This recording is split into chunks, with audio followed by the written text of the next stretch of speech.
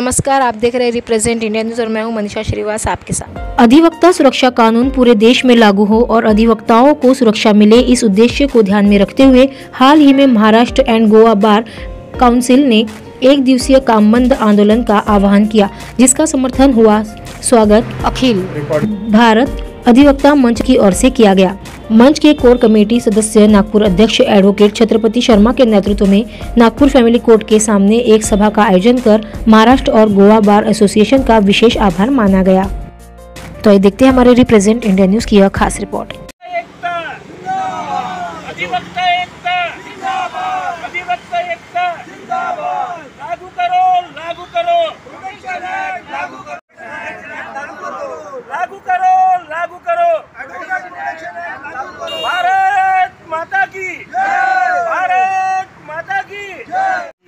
हाक पुकारलेला आहे 3 तारखेला, त्याच्याबद्दल काय सांगणार आणि त्याच्याबद्दल अजून माहिती काय देणार?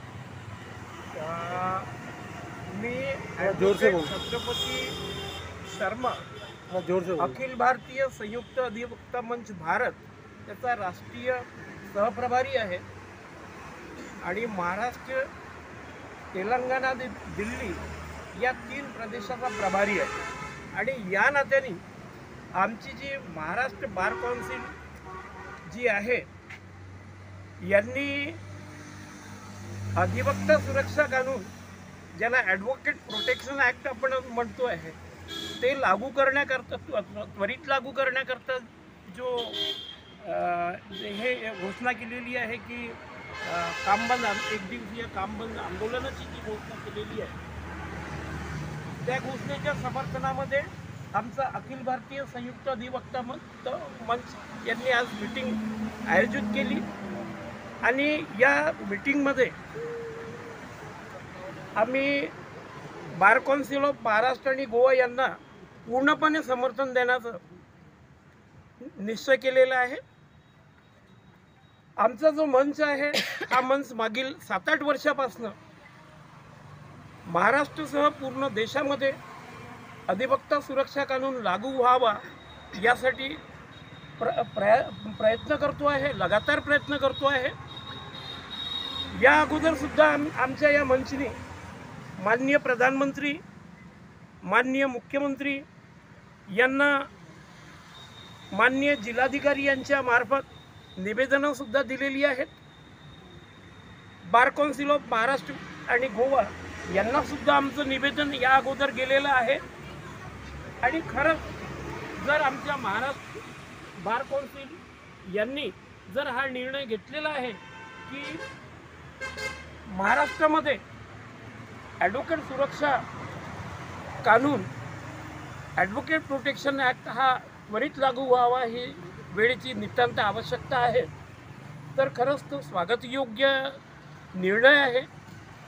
आणि आम्ही महाराष्ट्र बार काउन्सिलला आमच्या मंचातर्फे समर्थन देऊन त्यांचा धन्यवादसुद्धा आम्ही मानतो आहे।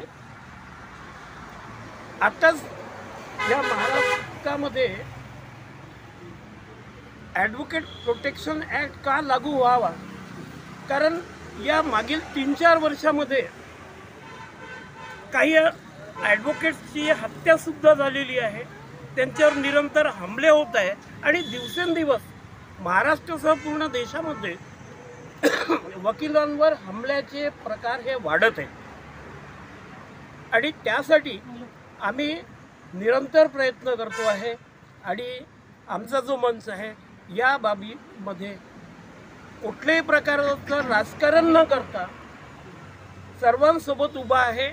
आणि आमचा हा जो संघर्ष जोपर्यंत महाराष्ट्रासह पूर्ण देशामध्ये ॲडव्होकेट प्रोटेक्शन ॲक्ट लागू होणार नाही, तोपर्यंत आमचा हा संघर्ष थांबणार नाही।